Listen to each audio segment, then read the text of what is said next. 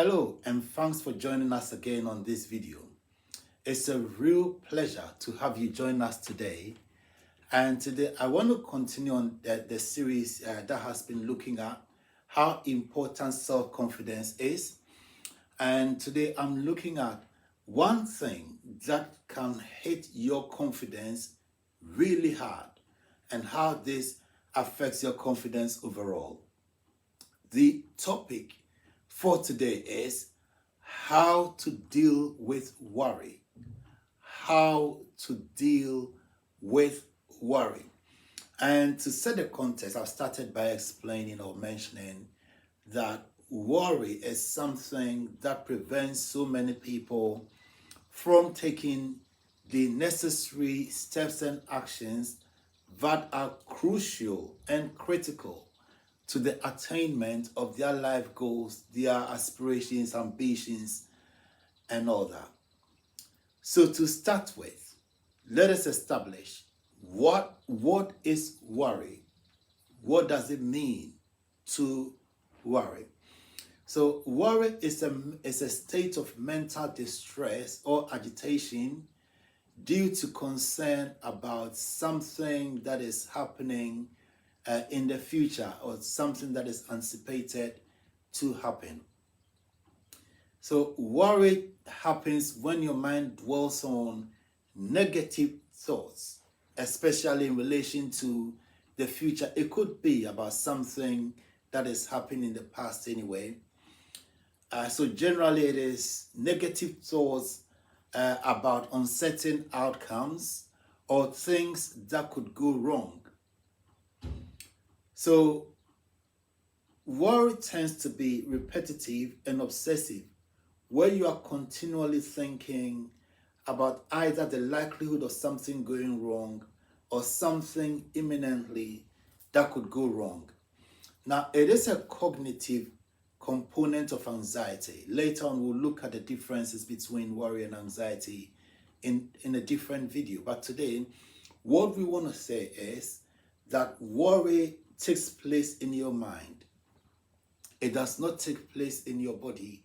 So it's up there in your mind, usually a perception, not something that has taken place, but thinking about something that could happen either imminently or not, the fact that something could go wrong. And sometimes it can even be unconscious. Recently, for example, I changed the tires on my car, and just at the point of changing it, I thought to myself that the last time that I bought the top-end brand, it didn't last more than 1 year. So maybe I should try something reliable, but not at the real top end. So I looked at reviews for one of the tires and I went for that. The tires have worked really well.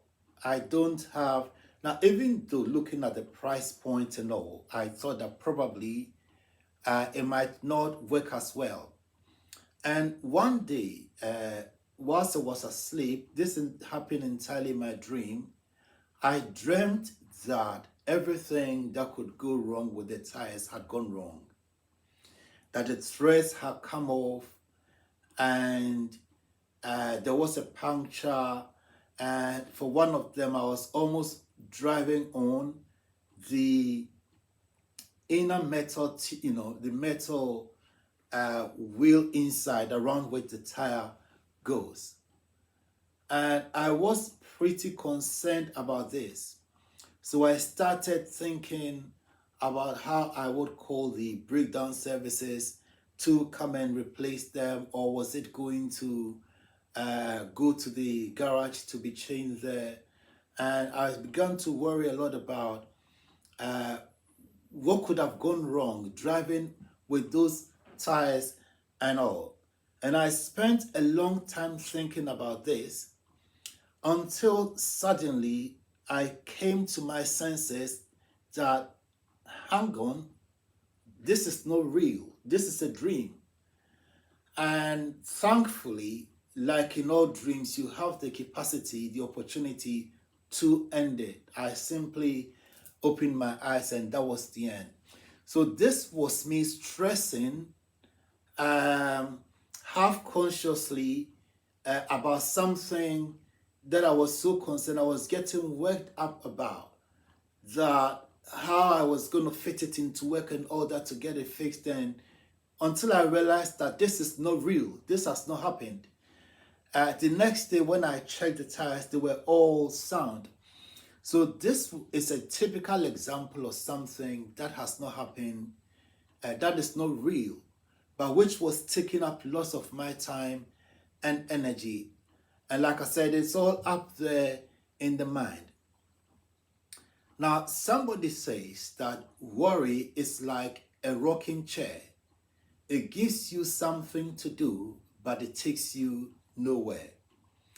And what that shows is that it can preoccupy you, it can take up lots of energy and space within your life, but it's not going to take you anywhere. Mark Twain famously said, and I quote, that worry is like paying a debt that you don't owe. So paying a debt that you don't owe is what Mark Twain compares worry to. There have been other variations of that quote, and it's been explained as worry being described as a payment made in advance on a debt that may never come due. Somebody also says it this way, that it is paying interest on a debt you don't owe. So what these metaphors represent or say is that, in essence, worry is an exercise in futility. It's a futile exercise about something that is not real, something completely imagined. It's about concerns in relation to something that may never materialize. So, as I said before, worry can take up lots of energy and time that you could use or you should use in useful endeavors. So, what causes worry? Now, one of the main causes is uncertainty about the unknown. When there's the fear of the unknown or the future, the uncertainty relating to things that could happen or could go wrong can be a big source of worry. Worry can also be set off by health concerns, either your own personal health or the health status of loved ones. If there are health issues, that can be a source of worry. What if they don't make it? What if this gets worse? Financial stresses can also be a source of worry, where money-related problems can cause worry. Uncertainty about whether bills can be paid. What if you got laid off?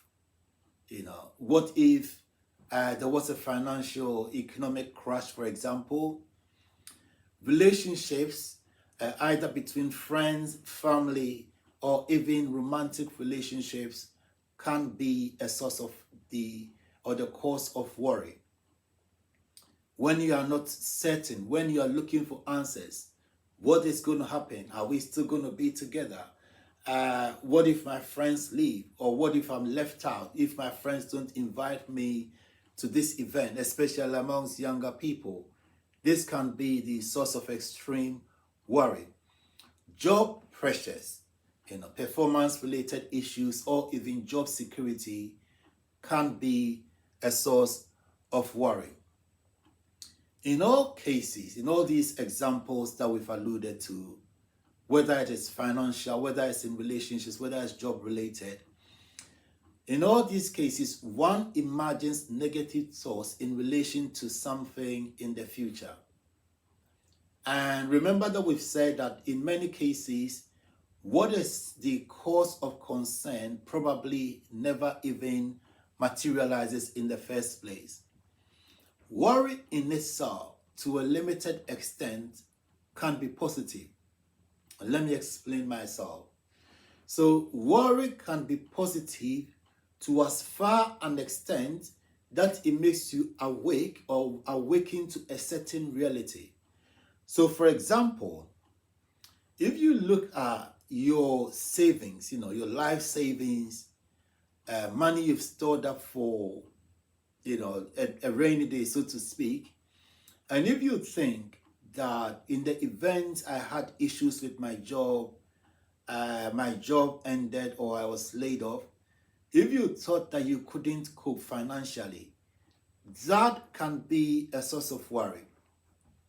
This can be good if it makes you think and explore proactively in a positive way alternatives to remedy the situation.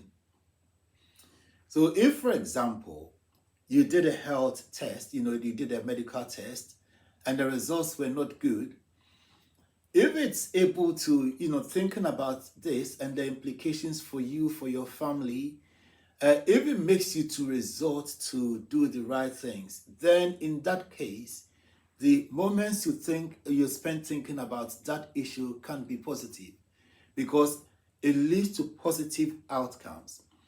Now, worry becomes bad when we dwell for too long and it leads to fears, which then affects many other things in our life. Now, so what are some of the effects of worry? The first thing that I will talk about is your confidence.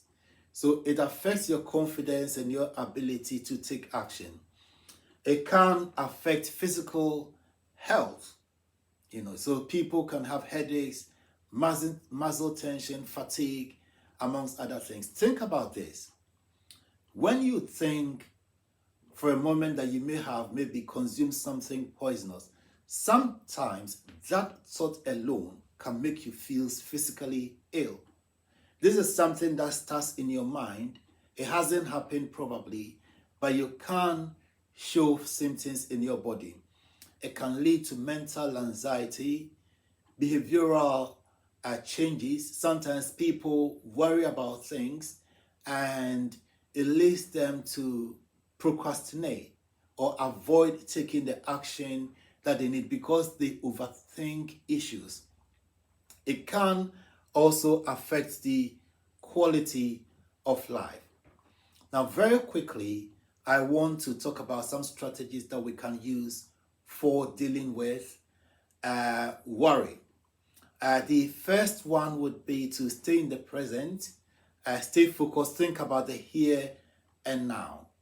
Identify and focus your attention on what is in your control. Don't think about things that are out of your control. Somebody says that don't think too much about what is on another person's plate so that what is on your plate goes cold. Only think about what is in your control. Accept what is outside of your control and don't waste time thinking about these. Another step, the fourth step I mentioned, is radical acceptance. Accept the worst possible outcomes for a situation and accept it and then to live with it. A fifth point or strategy for dealing with worry is to challenge negative thoughts. When you think about negative things, you can reframe them. So for example, if you were going on a holiday with friends and you missed a flight or you didn't have money, you couldn't go, you can reframe it and say that I wasn't meant to be there, probably. So something that seems negative can be framed just like you put a picture in a new frame and making it look new. You can put that issue in a different context and then accept it as what probably should have happened anyway. Motivational speaker Wayne Dyer has said, and I quote, "You can't always control what goes on outside, but you can always control what goes on inside, unquote. Another way that this has been expressed by Martin Luther is that you cannot stop birds from flying over your head, but you can stop them from building a nest on your head. Now, what this shows is that there are certain things that are out of your control. Don't dwell on those things, but think about only positive things that are within your control. So in ending, let me just say that worry can be a big deal. It can be almost much ado. It's almost like a much ado about nothing. But spending your time and energies on something that probably never happens can only have negative effects and implications of your life. We have talked about a few strategies that you can use. I will share extended strategies in another video, so keep watching this space. Thank you for joining us once again. I hope you found this useful. If you did, use the comment section to drop us your thoughts on probably your biggest takeaway from the strategies that we mentioned briefly in this video. And do subscribe to the channel if you haven't already. See you in the next video. All the best.